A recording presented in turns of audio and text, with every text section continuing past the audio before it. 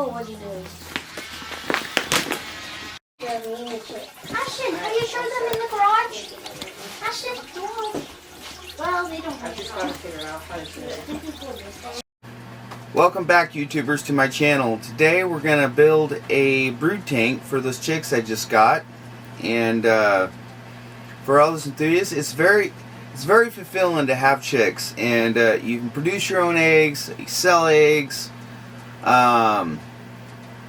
And chickens are really easy to maintain. I mean, people, it's really not that much to it. Yeah, you got to keep them fed, you got to protect them, and all that stuff. So you got to really take the steps to do the right thing, you know, as far as protecting them, because chickens seem to have a lot of prey for some reason. They got owls, dogs, coyotes, wolves. I mean, anything. They're easy dinner. So you really got to take the steps to make sure they're protected, and caged well, and also allow them to free range from time to time. So you really got to protect your flock. But as far as maintaining them, they're very easy. Just get up early in the morning or have a routine. You get enough grain for them, you know, for each chicken, and to last, you know, and the chickens will take care of themselves when they're old enough. But anyways, come with me today. We're going to build a brood tank. Come on. So they say when you have chicks in the beginning, they only need about a ½ square foot per chicken. And when they get to, what, 6 to 8 weeks, they say about 1 square foot per chicken, and it just keeps moving up there. And then about 8 weeks, 1½ square foot per chicken, and then full grown to 2 square feet per chicken. Since I only got 4 chickens to add to my flock,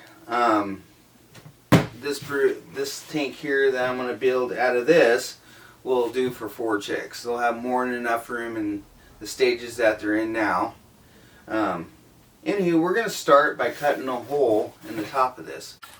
First of all, I'm just going to lay this T-square, this large T-square, it's typically used for sheetrock. Anywho, just kind of line it up best I can with these corners here. So I'm going to line it up and start a point, because then we'll just square it off the first line.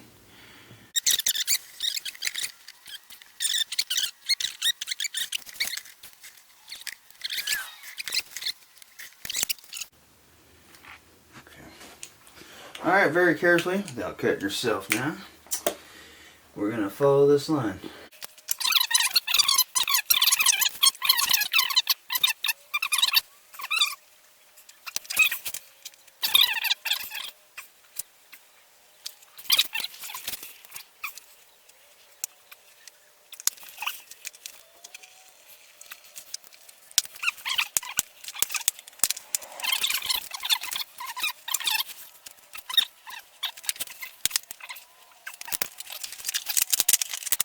So I just went in my backyard and I found this ½ inch square chicken wire, and I think that'll do it. So that way the chickens, you know, have, you know, let the heat out, but no cats can get down in there. So just kind of generally line it up, and it looks almost perfect. That luck. Alright, get an idea here. I think get one back over here, and that'll leave me a little tiny bit of extra room. So we'll put it right there and go all the way straight across. And alright, what I've done here is I made correspondence dots where I'm going to drill, and that's where I'll add zip ties to put down the wire mesh.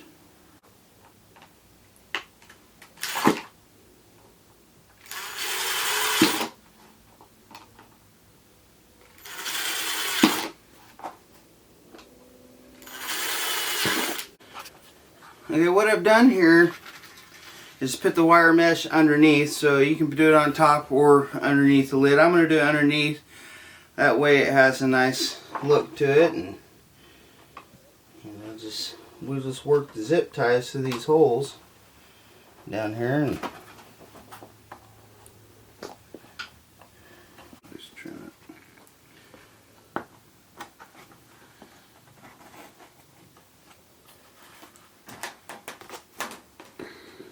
Always be a pain to start the first one on some of these things sometimes, and you just kind of gotta situate yourself the best as you can. Try to think smarter, not harder, and I always seem to figure out to do it the harder way before I do it smarter, so I don't know. Do it the best you can to get at least the first one started here. And once we have all the zip ties in, we'll just come back and clip all them down.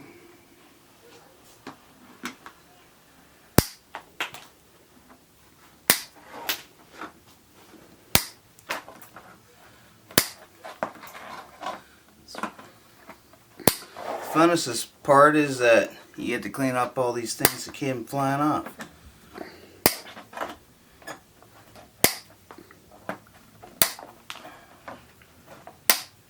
Kind of fun though.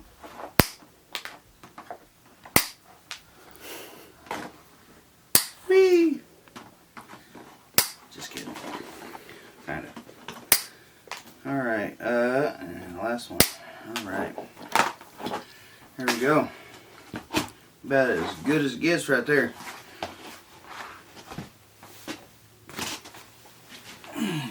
Alright, then see how it works for us here. And snap it on and it looks pretty good.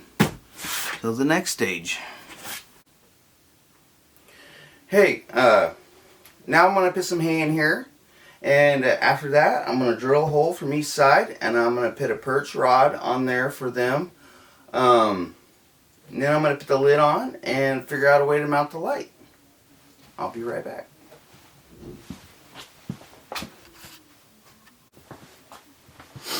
Now chicks have the chicks at least I got can jump pretty high already, and so I'm going to put it up a little ways here that they can get to it, where they can perch, and they won't be able to get to the hedge, so I'm just kind of figuring how I want it to be here. Yeah, see that.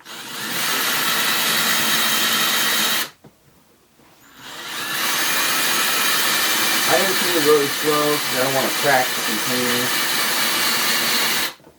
So I get a little pressure. Let the drill do the work.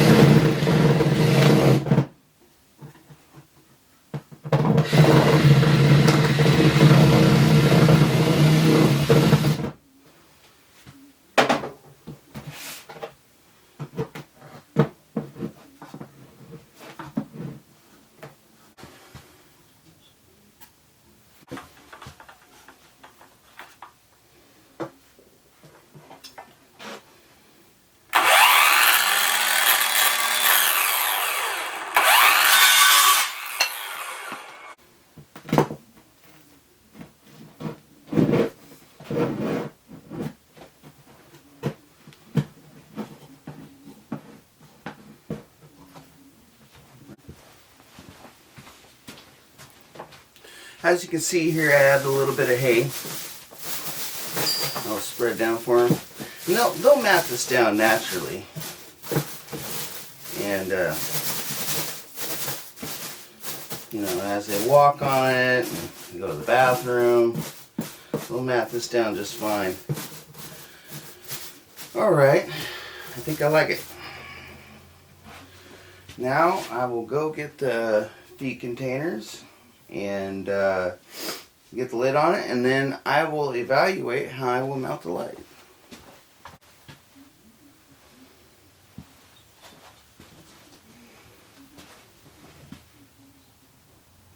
So I'll just drop that right in there. Now I'll go get the water.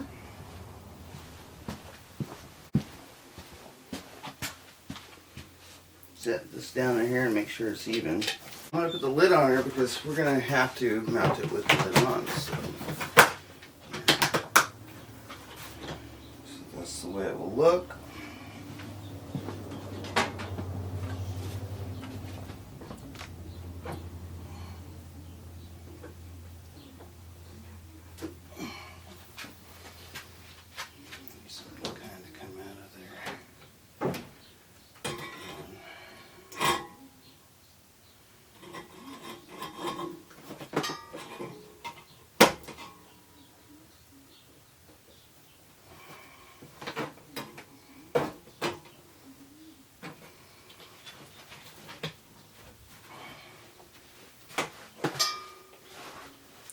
Well, it looks like I can mount it on the handle itself.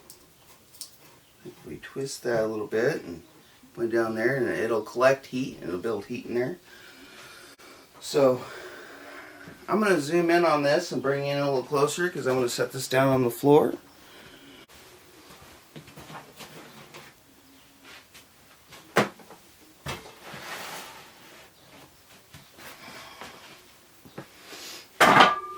This is permanently where I'm going to have it until the chicks get of age and we change them around. Alright. Wall receptacle over here.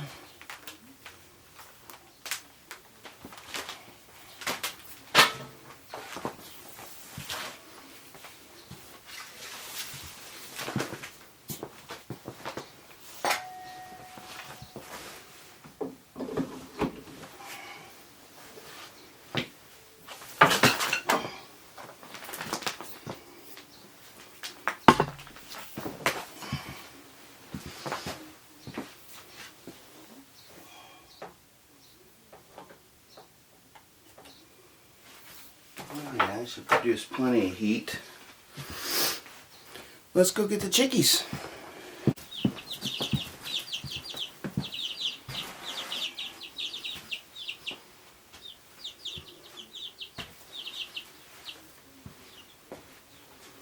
Just gonna move this light early.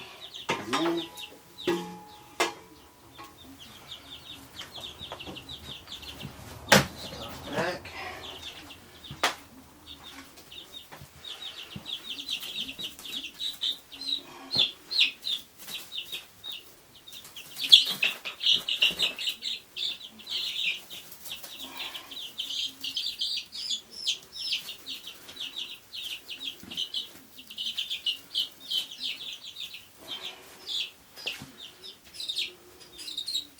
It's alright, calm down. I'm not. It's all scary. I'm a big person. Okay.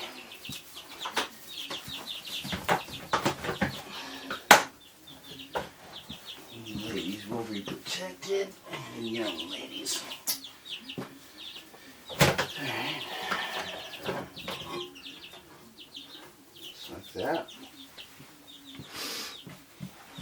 And there we have it.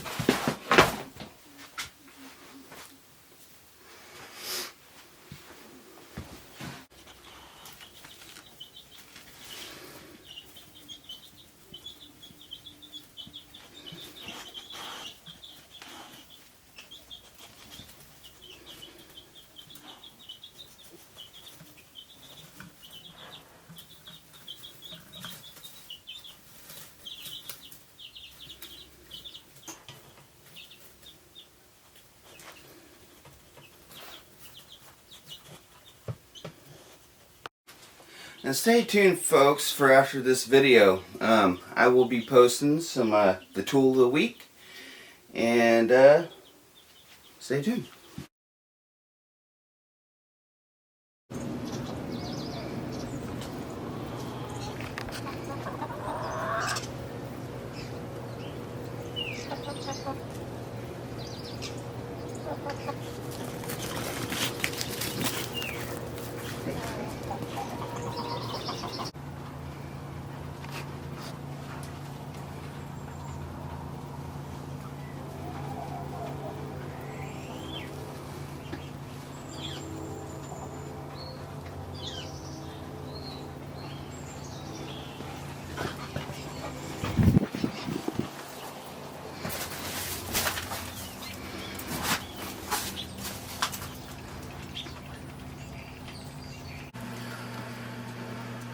Welcome back to Change for Life, and I'm here today because I'm going to show you some unwell-deserved tool. It's the tool of the week, and I never really seen anybody here on the YouTube platform or other platforms really give it all the deserved qualities of a survivalist tool in a SHTF situation. Any type of situation, even just for work in general, and you know, from not only fencing but many other situations that people don't recognize. The tool of the week: fencing pliers.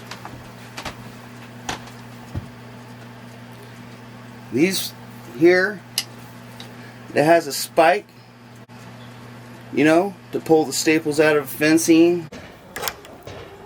Has a hammer to hammer your staples. It has cutters on it.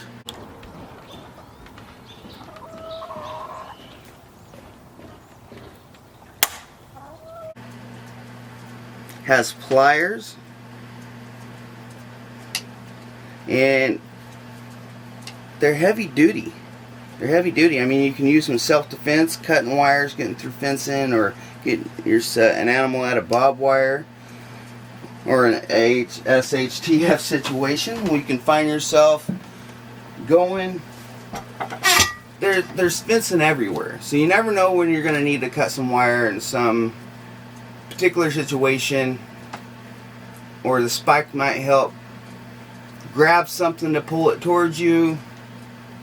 But I really think it's unwell deserved. I mean, mine have lost the grip on one side, but you can find them with grip on, and USA made, by USA made, and these ones here are USA made, and they're pretty good quality. There's been so many scenarios I grabbed this over when I'm out in the woods, you know, and they're grabbing trees, like I said, cutting wire. I mean, there's so many things that you could do with this.